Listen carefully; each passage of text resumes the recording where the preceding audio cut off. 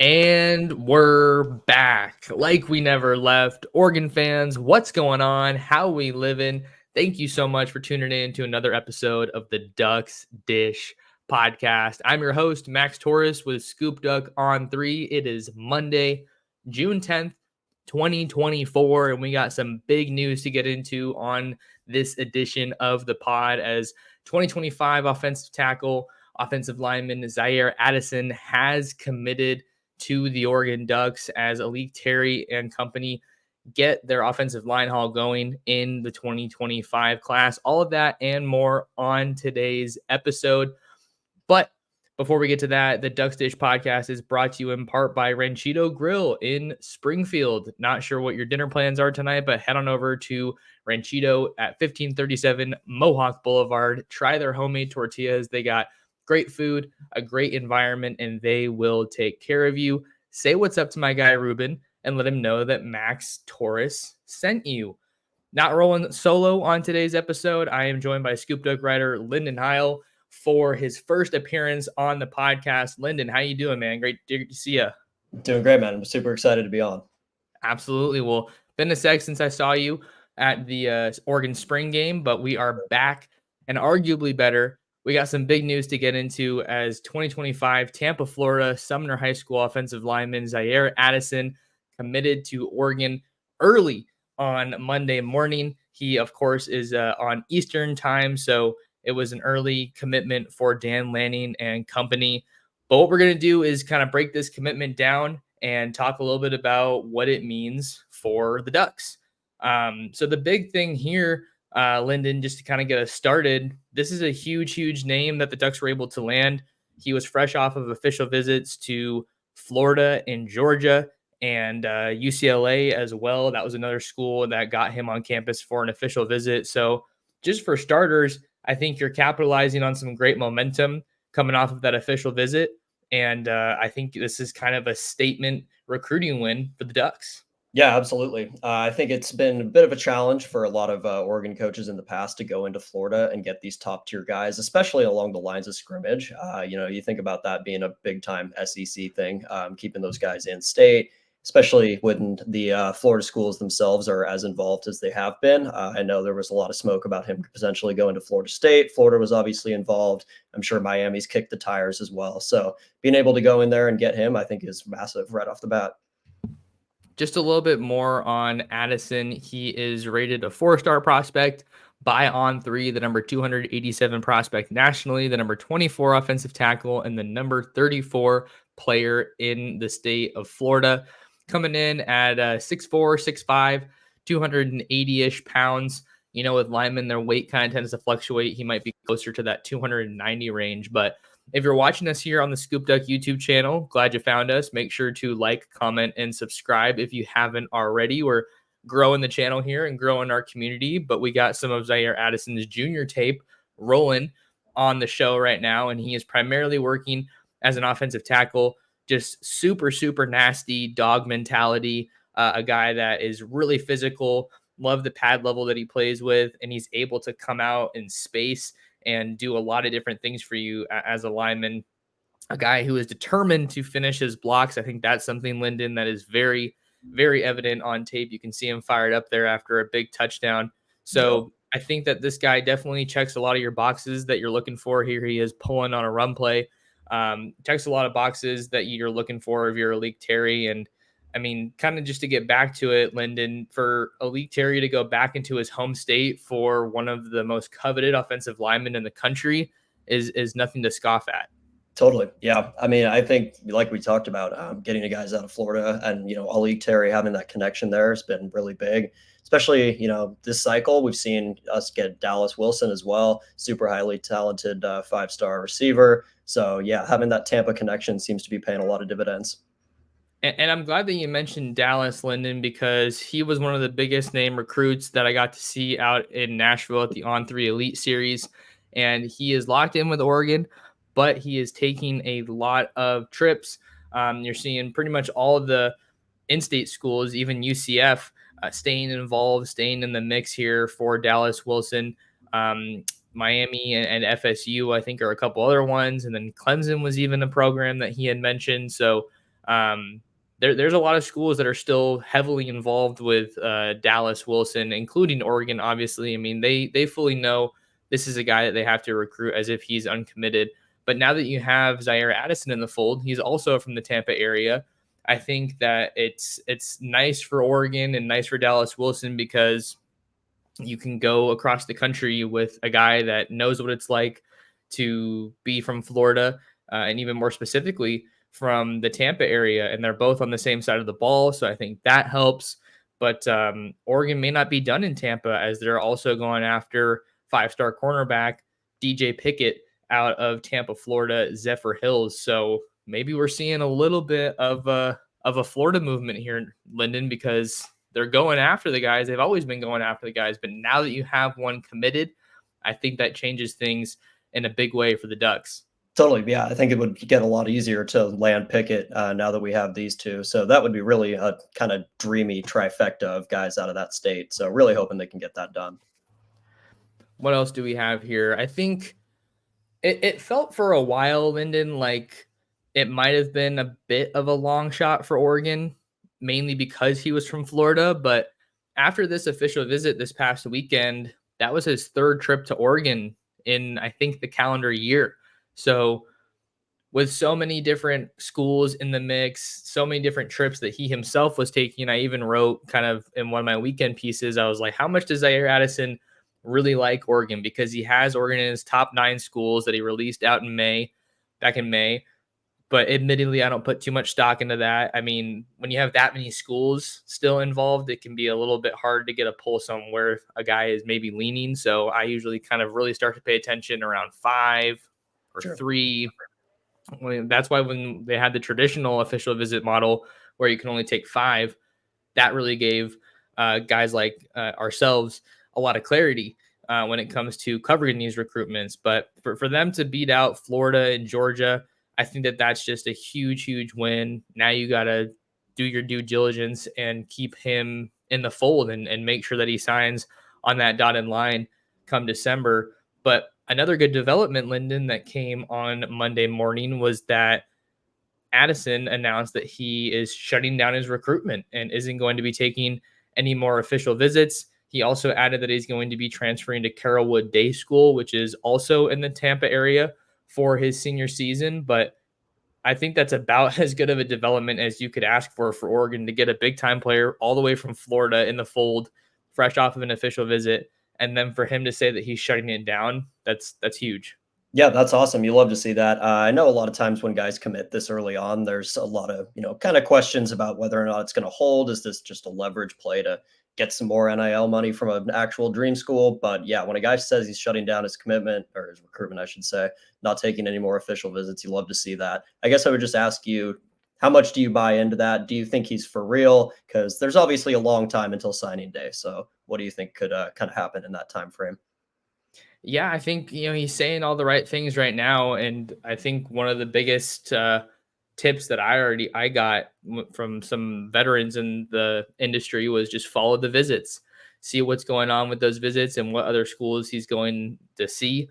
So I guess there's not really much reason to worry right now unless he does take another visit. But right now, we don't have any reason to think that. I think obviously things will get more intense when the season kicks off and there's games going on every weekend. And he's obviously a lot closer to schools like Florida, Florida State, Miami than he is Oregon. So I think that kind of always lurks as a possibility. But you got to feel good if you're Oregon now coming out of this commitment. Um, let's see what else I had. I did get some quotes from Ziyare Addison before the visit happened. You can go ahead and read that over on ScoopDuck on 3. Try us out for just $1 to get a whole month of access. But I asked Addison about Alik Terry and kind of what he thought about Oregon's direction. And this is what he had to say, quote, "I feel like Coach Terry can develop even as a young coach. He's been up for the Joe Moore Award for the last year or two. I want to be under a coach that's been up for the Joe Moore Award his first 2 years as O-line coach. He's only 29 years old as well. So I believe he'll be there forever." Them, Oregon, moving to the Big Ten, they're going to be competing for a national championship this year. There's a lot of upside with Oregon. Penei Sewell went there as well. So maybe just another little thing we can touch on, Linden.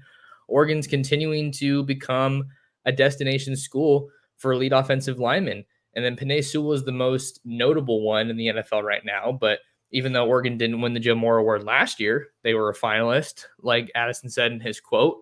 But they did produce the Remington Trophy winner in Jackson Powers Johnson, who was selected in the second round of the NFL draft by the Raiders. So it feels like that's another feather in Oregon's cap. Totally. Yeah. I love to see that for sure. I think the more guys we can put in the pros, obviously, is going to help even more just when you can go on the trail and tell guys, hey, we've put this many number of guys in the pros, especially when they're high round picks like JPJ was. I think that's super good to see. I'm sure Josh Connerly and Ajani Cornelius are going to be going pretty high this next draft as well. So being able to pitch that, I think, is super important. And then, just keeping that next wave coming is really big for us.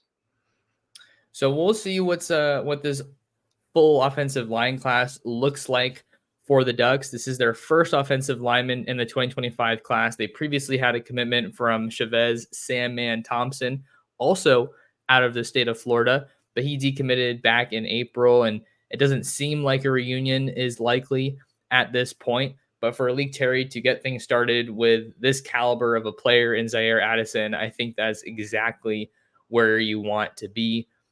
Let's keep things rolling, Linden, because the way recruiting works, the fans are always hungry for what's next, who is next. And the Ducks hosted a couple of big-time offensive linemen on campus in Eugene this weekend.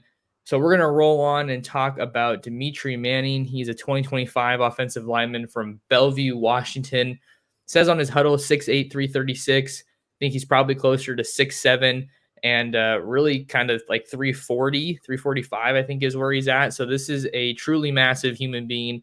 I got to meet him in Seattle for the Under Armour camp that I went to before I made it out to Eugene for spring ball earlier this year.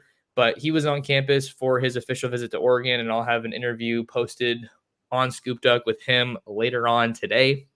Already got a big one with Chris Lawson, who is a big-time official visitor as well.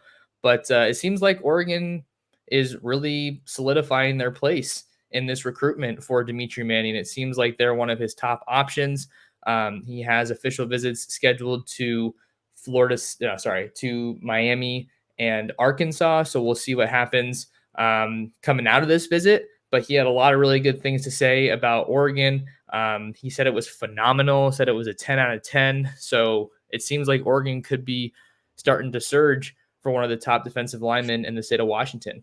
Yep, absolutely. So, I mean, it seems like I remember 10, 15 years ago when I would watch games and they would talk about, man, this guy on the O-line, he's 315 pounds. He's a monster. Feels like that's almost a baseline now. We've seen Oregon go after a lot of really big guys on the offensive line, particularly. Look at Shaq McCroy, look at Upani Walaulu. Now we got, Manning. I think that would be awesome if we could just keep that train rolling. Obviously, the bigger you are, the more you're going to be able to move people off the line of scrimmage, and moving into the Big Ten, that is obviously an extremely physical conference. So all the help we can get is really necessary. And one of the other things with Manning that I've talked a little bit about on ScoopDuck, and I think is important to mention again, I know when I saw him at the Under Armour camp, I was interested to see him move. He seemed a little stiff just in terms of his agility and overall mobility. I think that's probably to be expected when you're looking at this size. So I think he's still, you can mold his body. And he also looked really good in the one-on-one portion of the camp, although that can be a little bit hard to get a true read on how a guy really is because he doesn't have pads on. But he looked good, man. He was strong. He had violent hands, and I think he won a majority of his reps at that camp. So getting to get eyes on him is always a valuable part of the evaluation process for someone like myself. But Oregon's always prioritized these Pacific Northwest guys. I think if they see someone that can contribute to their team, maybe not right away, but at some point down the line, like not everyone's going to be a Josh Connerly caliber of a recruit who's from the same area as Dimitri Manning. He talked about how they were, that was one of the connections that he had. It was Josh Connerly. It was Jalen Lamar, who were a couple of FSP guys, Ford Sports Performance, that, Dimitri Manning and those other guys that I just mentioned have trained with. So there's a number of really good connections on that Oregon roster and on the Oregon coaching staff for Dimitri Manning. So I think the Ducks are in a really good spot here with Manning coming out of this visit. Totally. I didn't know this maybe used to be more of a thing, but you used to always talk about, building a fence around Oregon. It feels like at this point it's probably more building a fence around the Pacific Northwest. And you talked about maybe he's a little stiff, not the most athletic. I know there's a lot they can do with that in terms of speed training and agility training, all that. So he's a guy where maybe he's a bit more of a project. Maybe it takes a couple of years before he can realistically get on the field a lot. But I have full faith in this staff to be able to develop guys of his frame to be able to do just that.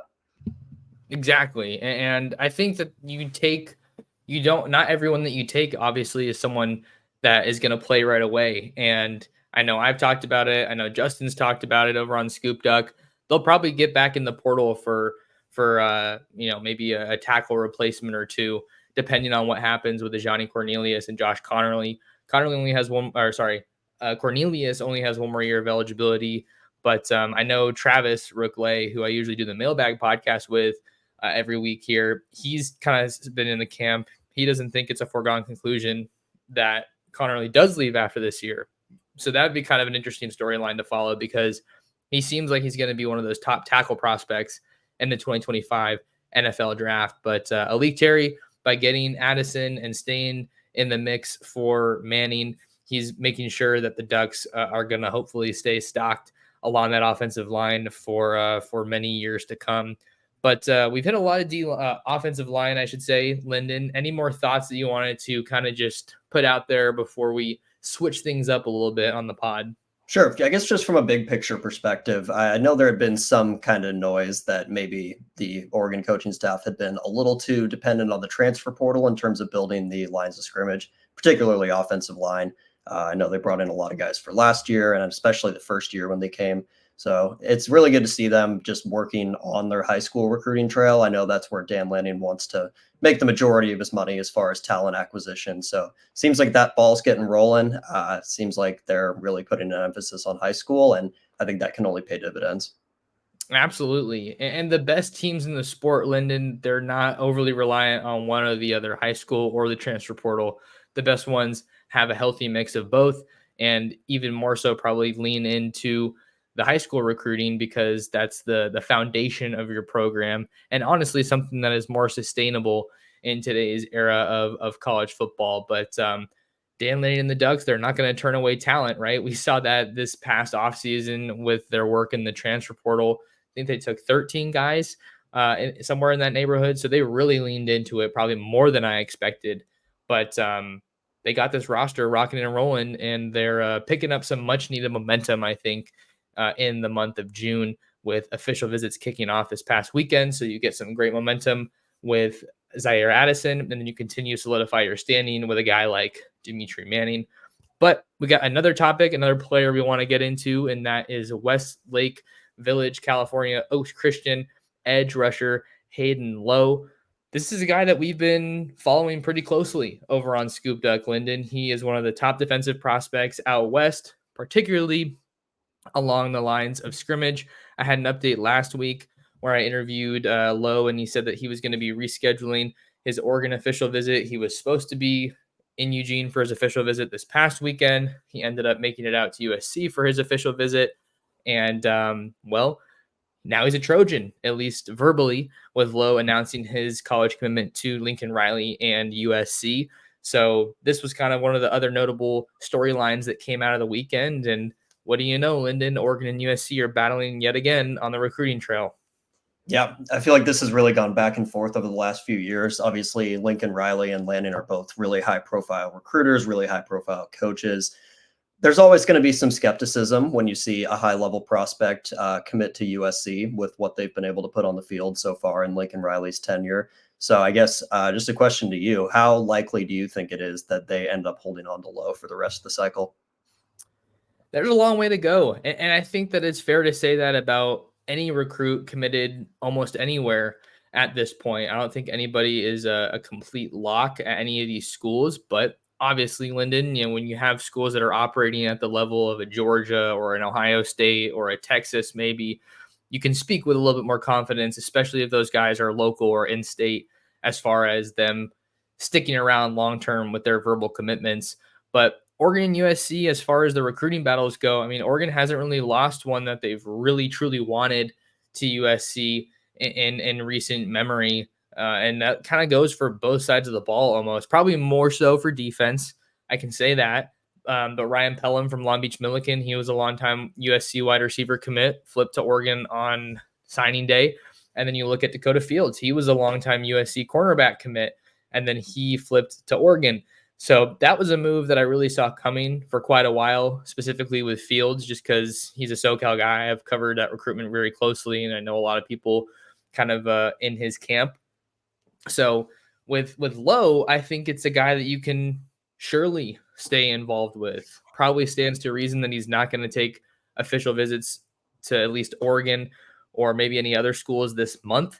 That's typically how things go. Guys will commit verbally and then kind of cancel or at the very least postpone their official visits to some of these other top schools that were in the mix for them.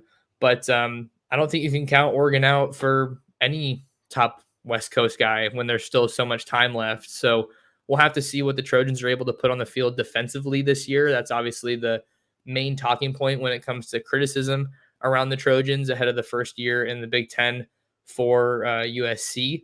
But this is a great pickup for them and one that I think is going to give them a little bit of juice here on the recruiting trail. But I don't expect Oregon to, stop recruiting Low because the crop of defensive line talent on the West Coast isn't as strong as it was last year. So if he's willing to, kind of still be open to some kind of communication, or at the very least, I think Oregon's going to keep tabs on him is what I'm saying. So I wouldn't say it's likely that Oregon, gets a flip this fresh off of a commitment, but I think they'll stay involved. Totally. Yeah. I mean, we've seen Lanning flip a lot of guys at kind of the 11th hour. So this definitely feels like a spot where that could be possible. It's always hard to say that right after a guy commits. It's usually pretty rosy, kind of honeymoon phase type stuff for a little bit. But as we get closer to signing day, things can definitely change. Lowe would be an awesome pickup, whether he lands at Oregon or USC. Obviously has a lot of burst off the edge, prototype size. I think he's listed at 6'3" and right around 230. So this is a guy where I definitely hope the Ducks keep an eye on him and hopefully make a move at kind of the last minute like we've seen him do before. And of course, we know that this is the same school the Ducks got Kayvon Thibodeau from back in the class of 2019. And Oaks Christian has a number of high profile recruits that Duck fans should definitely know. Even looking in the 2026 class a little bit further ahead, Linden, they got a really good running back in Deshaun Rideau at Oaks Christian that I know the Ducks really like. And then a really talented corner, Devon Benjamin, that he's had really strong interest in the Ducks as well. So those are two names that you have to keep an eye on. I definitely want to get out to Oaks Christian for a game or two this year. I haven't really prioritized that region of LA, of SoCal, since I moved out here. But if you guys support what we're doing at ScoopDuck, then it helps me get on the road for more events, more boots on the ground coverage, and in-person coverage with these top recruits that the Ducks are going after. So definitely appreciate any and all support of what we're doing here at ScoopDuck. But yeah, I think I just wanted to kind of touch on Lowe because that was another big headline that came out of the weekend. Fahim Delaney out of Maryland. He's a big-time safety. He committed to Ohio State. The Ducks were supposed to get an official visit later this month, but I thought that I thought Ohio State was trending for Fahim Delaney for quite some time, so that didn't come as a big surprise. That makes guys like Trey McNutt, a big safety out of Ohio, as well as Jonah Williams, a big safety out of Texas, that much bigger priorities for Dan Lanning and the Oregon coaching staff ahead of their official visits later this month. But we've had a lot of good stuff here, Linden. I think we're kind of winding down a little bit here on a Monday morning. But any other thoughts that you wanted to put out there as far as recruiting goes? Because it's been fun having you on for your first pod. Appreciate that. Yeah, definitely learning as I go here a little bit. But it's awesome to see Lanning hitting the trail really hard. Like we kind of talked about, there has been maybe a touch of overdependence on the portal. You talk about some of those guys in the secondary. I know that Cam Alexander, Jabbar Muhammad are probably the two likely outside starters for this year. So being able to hit the secondary from the high school level, I think would be a really big development. But other than that, yeah, it's been great made on. Yeah, the secondary is always important to follow because I've kind of had that, particularly at the safety spot. I think that's an area that Oregon maybe hasn't measured up to their own mark in recent years. And I see a little bit of a reliance on the portal at safety specifically to kind of bridge the gap here. But you bring in an elite guy like Aaron Flowers, someone that I think is going to contribute this year. And then you get Peyton Woodyard from Alabama amid the Nick Saban retirement. I think you're getting some good pieces there. So I don't think I would completely agree with the over reliance on the portal, but that's why we talk about it and have this discussion on the pod. Always good for a chat.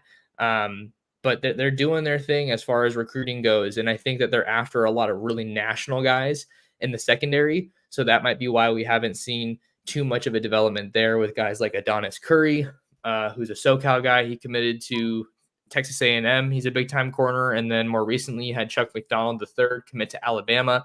He's a modern-day guy. So I guess that would be another development that kind of came out of the weekend. But Oregon's going to continue to evaluate their board as it pertains to any position, but more specifically maybe corner and safety. I think Chris Lawson, one of the big-time visitors from this past weekend out of San Francisco, he's an athlete, so it really does legitimately seem, Linden, like there's a good chance for him to play either receiver or DB. I think that they might need him a bit more right now at DB, given the fish that they're after at the wide receiver spot, like DeCorian Moore. So he's announcing on June 21st. I spoke with him for an official visit recap on ScoopDuck, so go give that a read if you haven't. He'll head on to Cal for his last official visit this weekend, but Linden, I think there's going to be plenty for us to talk about here moving forward this month. 100%. Yeah. We're really into the meat of recruiting season here. So there's going to be a lot of news, a lot of visits, a lot of commitments going down. Make sure to stay tuned. Absolutely. Absolutely. Well, if you guys want to find more on Linden, you can follow him on Twitter/X at Linden Hile 1, that name right there on your screen. And you can also read him over at ScoopDuck. Glad to have him over there. We're hopefully going to get some more stories coming in the near future from Linden. Going to be working very closely with him. If you guys want to find more of me, you can follow me on Twitter, Instagram, and Facebook at mtorresports. Subscribe to the ScoopDuck YouTube channel and check us out at scoopduck.com. $1 gets you a month of premium access. But yeah, other than that, share the show, share the Duck Stitch podcast with your friends, with your family, with other Duck fans. Big thank you to Linden for coming on. Thank you to you guys, the viewers, the listeners, for supporting the show and talking some Duck football with us today. And we'll see you on the next episode of the Duck Stitch podcast.